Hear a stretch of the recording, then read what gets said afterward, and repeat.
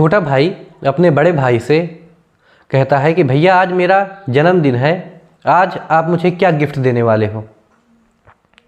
तभी बड़ा भाई कहता है कि आज मैं कथा सुनाने जा रहा हूँ और लौट के जब मैं आऊँगा तो जो भी मुझे मिलेगा वो मैं तुम्हें दे दूँगा और तुम खूब धूमधाम से अपना जन्मदिन मनाना। लेकिन जब वो अपनी कथा सुना करके आता है तो वो देखता है कि उसका छोटा भाई मर चुका था। अब उसका छोटा भाई ही नहीं, उसके माँ बाप, 2 बहनें, सब कोई मर चुका था।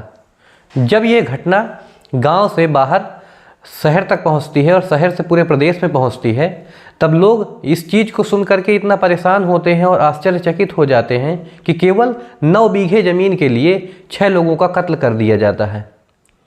एक छोटा भाई है जो ज़िंदगी और मौत की जंग लड़ रहा है। आदाब, सत श्री अकाल, नमस्कार। मैं अंशुमान वाजपेयी एक सच्ची घटना के साथ आज आपको बताने जा रहा हूँ।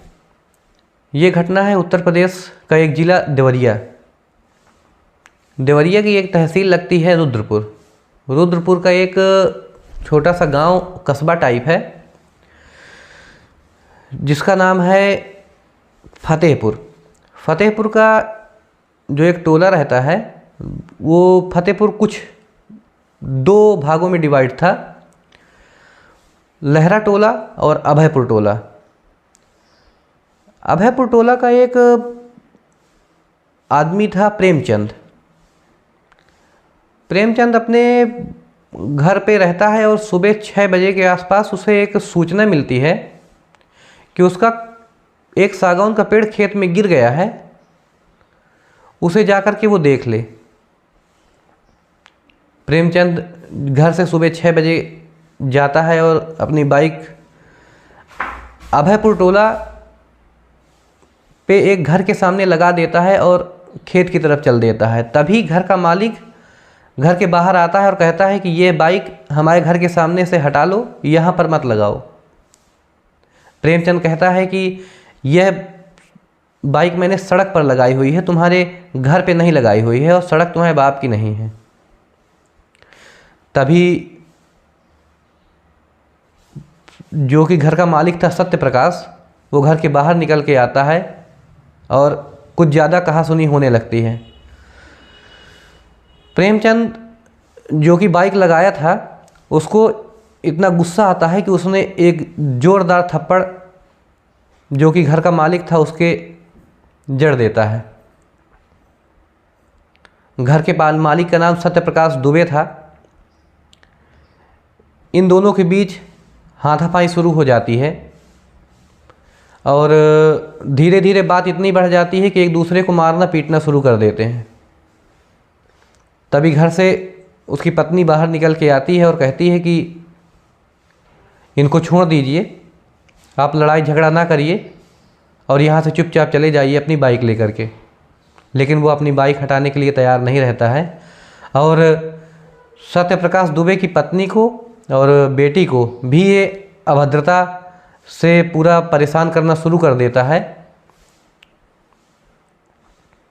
यह बात उसकी पत्नी को और बेटी को अच्छी नहीं लगती है कि उसके पति को कोई मार पीट रहा है। तभी वो घर के अंदर जाती है और दराती लेके आती है, जिसको हंसिया बोलते हैं। वो कहते हैं कि यहाँ से चुपचाप चले जाइए, नहीं हम आपको जान से मार देंगे, पीछे हट जाइए। लेकिन प्रेमचंद इस बात से बिल्कुल अपरिचित रहता है कि ऐसा भी होने वाला था उसके साथ। वह पीछे नहीं हटता है और उसकी सत्य प्रकाश दुबे की पत्नी और बेटी दोनों हंसिया से प्रेमचंद के ऊपर एक वार करते जाते हैं। प्रेमचंद चीखता है, चिल्लाता है, बचने की कोशिश करता है, लेकिन वो दोनों बार बार इतना वार करते हैं कि उसकी हत्या हो जाती है। तभी पास में खड़े 2 लोग आते हैं और बचाने की कोशिश करते हैं। तभी उसकी पत्नी कहती है कि यहाँ से चुपचाप चले जाइए, वरना हम यही हाल आपका भी करेंगे। तो उसकी पत्नी का रूप देख करके वो दोनों आदमी वापस यहाँ से चले जाते हैं और सत्य प्रकाश दुबे की पत्नी और बेटी इस घटना को अंजाम देने के बाद घर के अंदर चले जाते हैं और दरवाज़ा बंद कर लेते हैं। यह घटना कुछ ही देर में, जो कि अभयपुर टोला का एक माजरा दूसरा लगता था जिसका नाम था लहरा टोला, वहाँ तक पहुँच जाती है और वहाँ से 20-25 लोग लाठी डंडा, धारदार हथियार और बंदूकें लेकर के यहाँ तक आ जाते हैं। देखते हैं कि प्रेमचंद की मौत हो चुकी है, जो कि खून से लथपथ घर के बाहर पड़ा हुआ था। काफ़ी लोग इकट्ठा हो जाते हैं, तभी वो घर का दरवाज़ा खुलवाते हैं सत्यप्रकाश दुबे का, और सत्यप्रकाश दुबे की पत्नी घर का दरवाज़ा खोल देती है। 20-25 लोग घर के अंदर घुस जाते हैं और सत्यप्रकाश की पत्नी बच्चों को लाठी डंडे से पीटना शुरू कर देते हैं, धारदार हथियार से उनके ऊपर वार करना शुरू कर देते हैं। ये घटना ये लोग तब तक करते हैं जब तक कि वो एकदम मौत के करीब नहीं पहुंच जाते हैं, और उसके बाद ये 20-25 लोग बंदूकों से फायरिंग करते हैं और सबकी हत्या कर देते हैं। यह बात जब उत्तर प्रदेश सरकार को पता चलती है, तभी आदेश आता है कि सभी अधिकारी तुरंत मौके पर पहुँचें और दोषियों को पता लगाया जाए और किसी के साथ किसी भी प्रकार की रियायत न बरती जाए।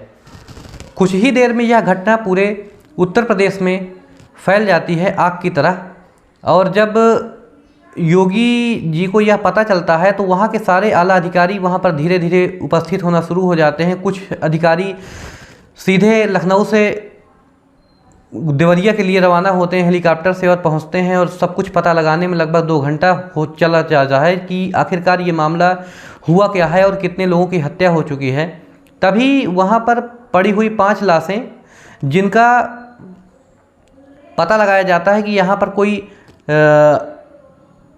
जिसकी नब्ज़ वगैरह चल तो नहीं रही है, तो पता लगाने पर देखा जाता है कि एक 8 साल का बच्चा जिसका नाम अनमोल था, उसकी सांसें चल रही थी, उसकी नब्ज़ चल रही थी। उसको तुरंत वहाँ से जिला अस्पताल के लिए भेजा जाता है, और जब उसके बच्चे की हालत ज़्यादा गंभीर देखी जाती है तो उसको वहाँ से सीधे गोरखपुर हॉस्पिटल बीआरडी में भेज दिया जाता है। इस समय घर पर 5 लाशें पड़ी हुई थी। उसमें सत्यप्रकाश दुबे, उसकी पत्नी किरण, बेटी सलोनी और एक भाई जिसका नाम गांधी था, इन सब की हत्या हो चुकी थी। जब मुख्यमंत्री को यह पता चलता है कि एक बच्चा जो कि अनमोल है, उसकी नब्ज़ चल रही है और उसको हॉस्पिटल में एडमिट कर दिया गया है और उसकी हालत में कुछ सुधार है, तो वो उस जगह पर पहुंचने की बजाय सीधे हॉस्पिटल पहुंचते हैं और बच्चे से इस चीज़ के बारे में पूरी पूछने की कोशिश करते हैं कि आखिरकार मामला ये क्या हुआ था। तभी उसका भाई, जो कि बलिया कथा सुनाने के लिए गया था, उसको वहाँ पर पता चलता है कि उसके परिवार के साथ ऐसी घटनाएं घट गई हैं। तभी वो वहाँ से अपने घर आता है और रोते चीखते चिल्लाते हुए यह सब कुछ देखते हुए कहता है कि भाई का आज मेरे जन्मदिन था और ये क्या हो गया है। उसको कुछ समझ नहीं आ रहा था कि इतनी बड़ी घटना उसके घर पे अचानक से कैसे घट गई। तभी वो बताता है कि आज उसके भाई का बर्थडे था, वह बर्थडे के लिए कुछ पैसा जुटाने के लिए कथा सुनाने आज बलिया गया हुआ था और वो अभी लौट करके आया हुआ है, तो आज उसका भाई जीवित नहीं है।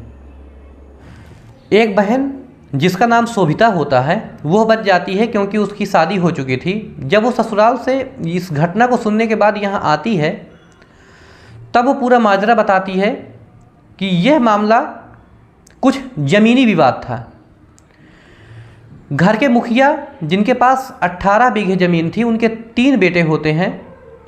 उनमें से 2 बेटे सत्यप्रकाश दुबे और ओम प्रकाश दुबे थे,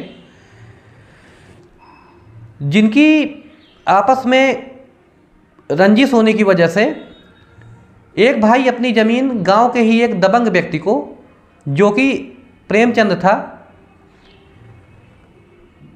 वह काफ़ी रसूखदार व्यक्ति था, वो जिला पंचायत सदस्य भी रह चुका था, कई सारे चुनाव भी जीत चुका था, उसको बेच देता है अपने भाई ओम प्रकाश को सबक सिखाने के लिए।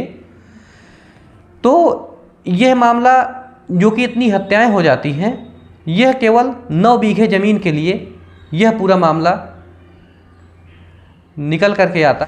जब यह बात पूरे प्रदेश में पता चलती है कि केवल मात्र 9 बीघे ज़मीन के लिए 6 हत्याएं हो जाती हैं,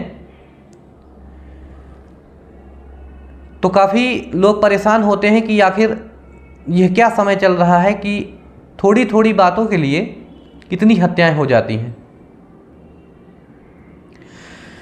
सावधान रहिए, सतर्क रहिए, इस प्रकार की घटनाओं को